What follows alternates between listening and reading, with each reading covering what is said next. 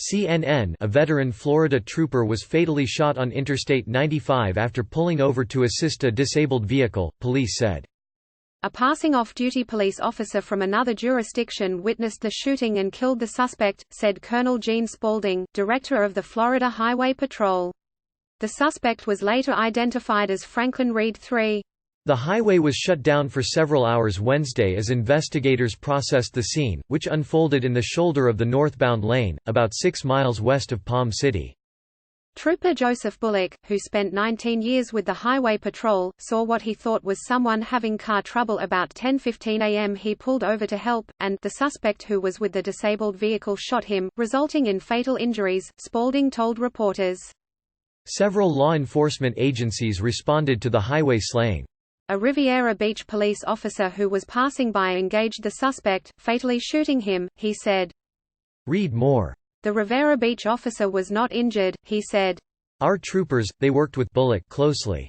They're distraught. They're very upset, Spaulding said. It's like losing a family member. The Highway Patrol director could not divulge if the Reed was alone but said he did not anticipate hunting for any additional perpetrators.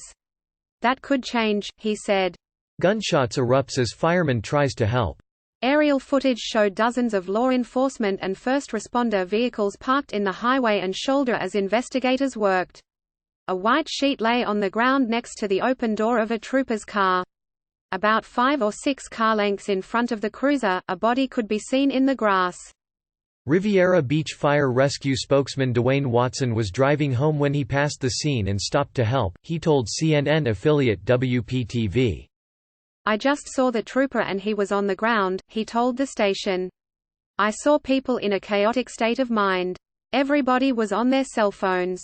A lady was holding her head like, oh, my God. I can't believe this. I knew there was more to that call than the average broken-down car.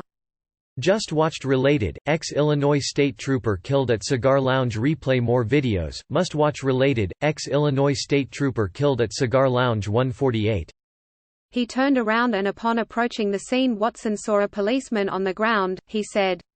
He grabbed the medical gear from his vehicle, but before he could administer first aid, he heard more gunfire, he told WPTV. I just kind of grabbed the hands of a couple of people, and I tried to usher them to safety, Watson said, explaining he returned to Bullock when the shots stopped.